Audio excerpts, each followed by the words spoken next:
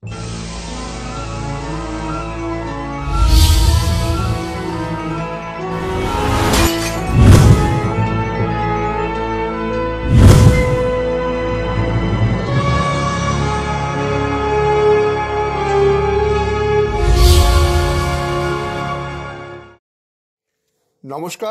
আপনারা দেখছেন কড়া খবর। এখন কড়া খবরে দেখুন, শ্রমিক স্বার্থ যাতে অক্ষুণ্ণ থাকে এবং শ্রমিকের দাবি দেওয়া যথাযথভাবে আদায় করা যায় এবং ভারতবর্ষকে আরও শক্তিশালী করা যায়, সেই লক্ষ্যে ভারতীয় মজদুর সংঘের পদাধিকারীদের নিয়ে বিশেষ সেমিনার।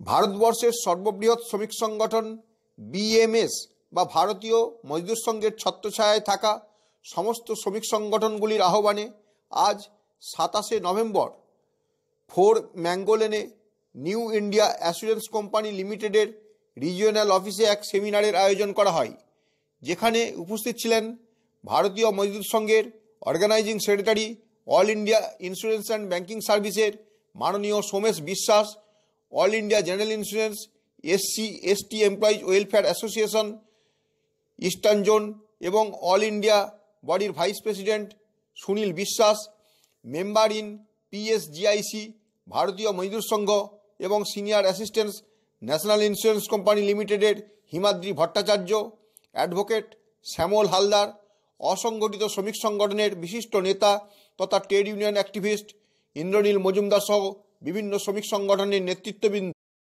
সেমিনারের শুরুতে ভারতমাতার প্রতিকৃতি সহ ভারতীয় সংবিধান প্রণেতা ভীমরাও বাবা সাহেব আম্বেদকরের প্রতিকৃতি এবং অবশ্যই বিএমএস অর্থাৎ ভারতীয় মজদুর সংঘের প্রতিষ্ঠাতা দত্তপন্ত ঠেঙ্গাদির প্রতিকৃতিতে মাল্যদান করে শ্রদ্ধার্ঘ্য অর্পণ করেন ভারতীয় মজদুর সংঘের organising secretary, all India insurance এবং ব্যাংকিং সার্ভিসের মাননীয় সোমেশ বিশ্বাস। এরপর উপস্থিত অতিথিদের উত্তরীয় পরিয়ে সম্বর্ধনা জ্ঞাপনের পর শুরু হয় সেমিনার। সেখানে শ্রমিক সংগঠনগুলির ওপর বিভিন্ন সময় কিভাবে অবিচার করা হয়েছে এবং তার থেকে উত্তরণের জন্য শ্রমিক সংগঠনের নেতৃত্বরা কিভাবে আন্দোলন করে সাফল্য অর্জন করেছেন, সেই সম্পর্কে বিস্তারিত আলোচনা করা হয়। এখন আমরা শুনব আজকের আলোচনা সভার শেষে শ্রমিক আন্দোলন সম্পর্কে কি বললেন মাননীয় সোমেশ বিশ্বাস। আমরা দেখুন, ব্রেড বাটার ইউনিয়নিজমে বিশ্বাস করি না। আমরা প্রকৃত শ্রমিক স্বার্থে কাজ করি, শ্রমিকের হিতে কাজ করি। অনেকে দুষ্প্রচার করে যে আমরা নাকি পলিটিক্যাল পার্টি লেজুর সংগঠন, কিন্তু আমরা লেজুর সংগঠন নই, বিজেপির আমরা লেজুর সংগঠন নই। আমরা সংঘের স্বয়ংসেবক, অনেক বিজেপিতে অনেক আছে সংঘের স্বয়ংসেবক, তাই আমাদের অ্যাক্সেসিবিলিটিটা বেশি। আমরা কথা বলতে পারি, ওনারা আমাদের কথা শোনেন, এতটুকু। কিন্তু আজকের যদি সরকার, এই সরকারই যদি শ্রমিক স্বার্থবিরোধী কাজ করে, আমরা অপোজও করি। আমরা কয়েকদিন আগে প্রাইভেটাইজেশনের এগেনস্টে আমরা পথে নেমেছিলাম। এ ধরনের অনেক উদাহরণ আমাদের কাছে আছে। আমরা গভর্নমেন্টকে সতর্ক করে দিই যে যদি আপনারা এই পথে চলেন, তাহলে আগামী দিনে কিন্তু আমরা পথে নামবো এবং আমরা পথে নেমেছি। বেশিরভাগ ক্ষেত্রে আমরা দেখতে পাচ্ছি শ্রমিকরা তাদের ন্যূনতম ওয়েজেস পাচ্ছে না। সেক্ষেত্রে আপনাদের ভূমিকা কি হচ্ছে? হ্যাঁ, ন্যূনতম আজকে দেখুন, একটু আগে এখানে কথা হয়েছে যে সরকার 4টা লেবার কোড তৈরি করেছে, কিছু আইনকে একসাথে করে 4টা, এর মধ্যে আছে ওয়েজ কোড আর সোশ্যাল সিকিউরিটি। এই দুটো কোডকে আমরা কিন্তু সমর্থন করেছি। আমরা অ্যাব্রাপ্টলি সব কোডকে লাগু করতে দেব না, এই ধরনের কোনো আমরা প্রস্তাব দেইনি। আমরা বলেছি যে সরকার যদি এই দুটো কোড চালু করতে চায় তাহলে আমরা স্বাগত জানাচ্ছি, কারণ এই দুটো কোড আজকে পর্যন্ত কোনো সরকার যে অন্তিম লোক, যে অন্তিম যে শ্রমিক, তার কোনো সোশ্যাল সিকিউরিটি ছিল না, আজকে সোশ্যাল সিকিউরিটির কথা বলছে এই কোডের আন্ডারে, এবং মিনিমাম ওয়েজের কথা বলছে। সুতরাং সেটাকে আমরা সাপোর্ট করছি। কিন্তু বাকি দুটো কোডে আমাদের অনেক রিজার্ভেশন আছে। আমরা বলছি এই প্রভিশনগুলো আমাদের সঙ্গে কথা বলে ঠিক করতে হবে, তারপরে আমরা লাগু করতে দেব। আরেকটি ব্যাপার, যেখানে আমরা দেখতে পাচ্ছি স্থায়ীভাবে কর্মী নিয়োগ হচ্ছে না, কন্ট্রাকচুয়াল বেসিসে কর্মী নিয়োগ হচ্ছে, সেখানে কন্ট্রাকচুয়াল বেসিসের কর্মীদের কাজের স্থায়িত্বও ঠিকমতো থাকছে না, আর তারাও মিনিমাম ওয়েজেস পাচ্ছে না। এবং শুধু তাই নয়, একটা সরকারি চাকরি যেখানে পদ শূন্য হচ্ছে, সেটা কোনো রকমে পূরণ করা হচ্ছে না। এই ব্যাপারে আপনারা কি ভাবছেন? এই ব্যাপারে আমরা আমরা চেষ্টা করছি, আমরা কথা বলছি, কিন্তু দেখুন আজকে যে পরিস্থিতি হয়েছে, আজকে এটা আপনার কথা ঠিকই যে প্রত্যেকটা ডিপার্টমেন্টে কন্ট্রাক্ট লেবার চালু হয়েছে এবং কন্ট্রাক্ট লেবার যে কন্ট্রাক্ট যে চালু হচ্ছে তারও মানে মিনিমাম ওয়েজ দেওয়া হচ্ছে না, অনেক কিছু দেওয়া হচ্ছে না, মাঝখানে মিডলম্যান থেকে যাচ্ছে। কন্ট্রাক্ট সিস্টেমেরও একটা নিয়ম আছে, কন্ট্রাক্ট লেবার রেগুলেশন অ্যান্ড অ্যাবুলেশন যে অ্যাক্ট, তার আওতায় অনেক কিছু মানে লাইসেন্স নিতে হবে এবং যে ইন্ডাস্ট্রিতে কাজ করবো ওদের বোধহয় ফর্ম 5 না, ফর্ম 5-এ একটা সার্টিফিকেট লাগে। এগুলো কিছু মানা হচ্ছে না, এগুলো কিছু মানা হচ্ছে না। এবং আমরা বলছি, আমরা দীর্ঘদিন থেকে বলছি যে যে সেক্টরে পোস্ট ভ্যাকেন্ট আছে সেখানে রিক্রুট করতে হবে, রিক্রুট হচ্ছে না। যে আমি যেহেতু একটা ইন্স্যুরেন্স সেক্টরে কাজ করছি, ইন্স্যুরেন্স সেক্টরের ইউনিয়ন দেখছি, ইন্স্যুরেন্স সেক্টরে কিন্তু রিক্রুট হচ্ছে, ব্যাংকিংয়ে রিক্রুট হচ্ছে, কিন্তু ক্লাস 3 ক্লাস 4 রিক্রুট হচ্ছে না, হচ্ছে কি ক্লাস 1 অফিসার। ক্লাস 1 অফিসারকে দিয়ে আজকে ধরুন LIC-তে বা ব্যাংকে মানে সকাল 8টা থেকে আর রাত্র 10টা পর্যন্ত কাজ করা যায়, কোনো ওয়ার্কিং আওয়ার্স নেই, কিছু নেই, এবং প্রত্যেকটা কাজ ওরাই করছে। সুতরাং এখানে ক্লাস 3 ক্লাস 4 এমপ্লয়ি আনলে 8 ঘন্টার কাজ, বিভিন্ন ইউনিয়নের যে ট্রেড ইউনিয়নের যে এগুলোর জন্য সরকার করছে না। কিন্তু আমরা যাতে রিক্রুট হয় আগামী দিনে তার প্রচেষ্টা চালিয়ে যাচ্ছি। আজকের এই সেমিনার থেকে শ্রমিক ভাইদের জন্য আপনার কি বার্তা যাবে? শ্রমিক ভাইরা বিএমএসকে আরো শক্তিশালী করুক। আমি যেহেতু বিএমএস এর একজন কার্যকর্তা, আমি বলবো সবাই বিএমএস এর আওতায় একটা বিশাল মানে ছাতা বলতে পারেন, এই ছাতার তলায় সবাই আসুক। কারণ আজকে পর্যন্ত ভারতীয় মজদুর সংঘ হচ্ছে লার্জেস্ট শ্রমিক সংগঠন, কিন্তু এটা ভারতবর্ষের না, এটা বিশ্বের মধ্যে এত বড় সংগঠন, শ্রমিক সংগঠন নেই। সেটাকে আরো ইয়ে করতে হবে, মানে বড় করতে হবে। আজকে যদি আমরা ভারতবর্ষের শ্রমিক সমাজকে যদি আমরা এই ভারতীয় মজদুর সংঘের আওতায় আনতে পারি, তাহলে আমরা আগামী দিনে সব দাবি দাওয়া আদায় করতে পারবো, আমাদের কাছে ইজি হবে। তাই আমার আগ্রহ যে সবাই ভারতীয় মজদুর সংঘকে আরো শক্তিশালী করবে। সোমেশ বিশ্বাসের কথা তো আমরা শুনলাম, এরপর আমরা শুনব member in PSGIC Bharatiya Mazdoor Sangh এবং senior assistants national insurance company লিমিটেডের হিমাদ্রি ভট্টাচার্য কি বললেন তাই। প্রত্যেকটা জেনারেল ইন্স্যুরেন্স কোম্পানিকে বিএমএসকে আরও শক্তিশালী সংগঠন হিসাবে এগিয়ে নিয়ে যাওয়া, কারণ এখানে একদম একটা উল্টো দিকে চিন্তাভাবনার লোকজনের সাংগঠনিক যোগদানটা বেশি।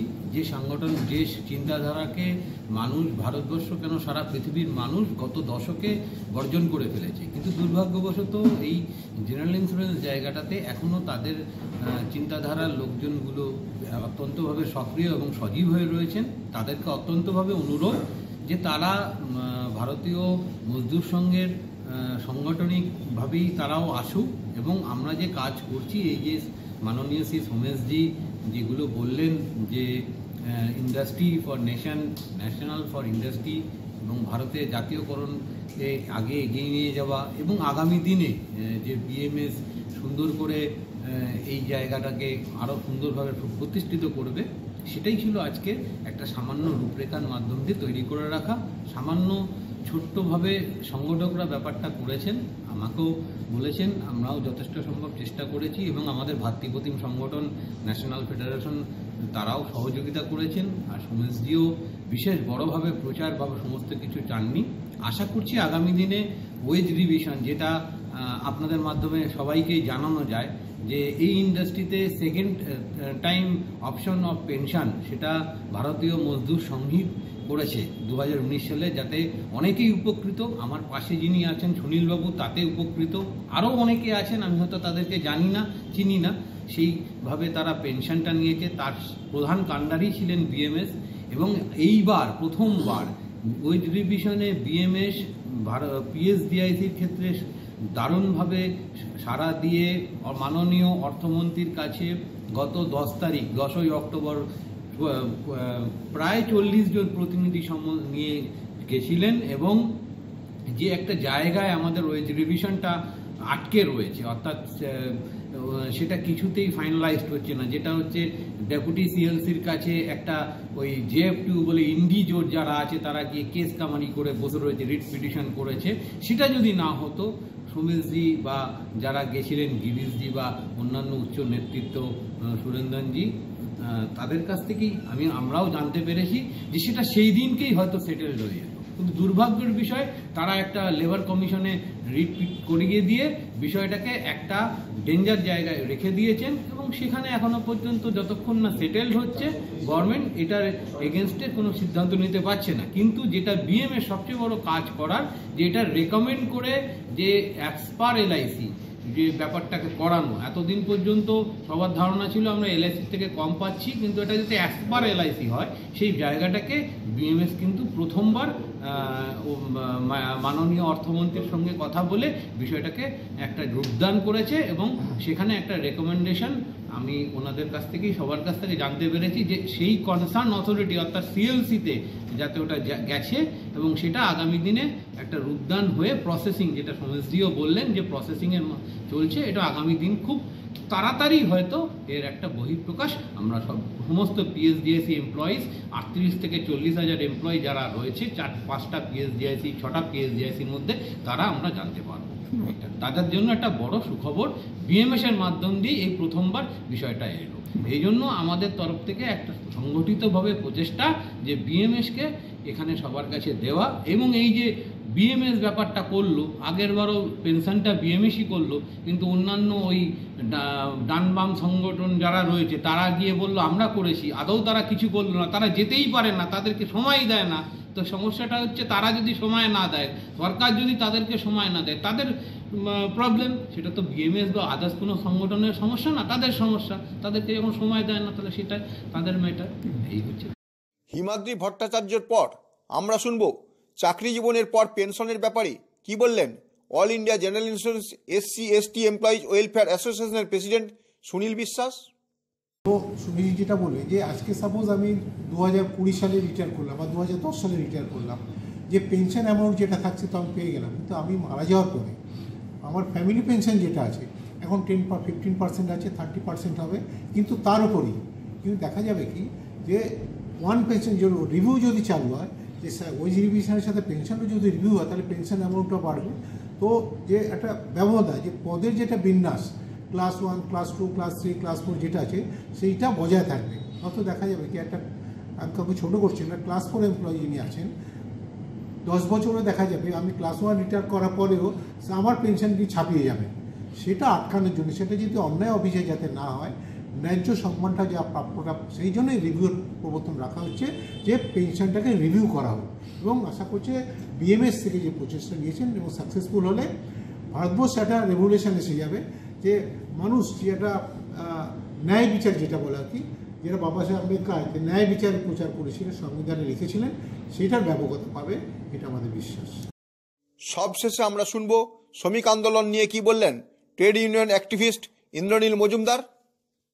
একটা সময় গোটা ভারতবর্ষে ছিল সংগঠিত শিল্প, আজকে যত আপনি দেখবেন শুধু ভারতবর্ষ কেন পৃথিবী জুড়ে অসংগঠিত শিল্প উত্তর বাড়ছে, এবং এই মুহূর্তে আগামী দিনেও গোটা পৃথিবী কেন পৃথিবীতে তো বটেই, ভারতবর্ষেও আনঅর্গানাইজ সেক্টরটাই আরও বুমিং হবে, এবং এই আনঅর্গানাইজ সেক্টর যত বুমিং হবে তার সাথে সাথে সেটা যদি চুক্তি শ্রমিকের মধ্যে চলে আসে, কন্ট্রাকচুয়ালের মধ্যে চলে আসে, তাহলে সেটা চলে আসবে contract regulation and abolition act.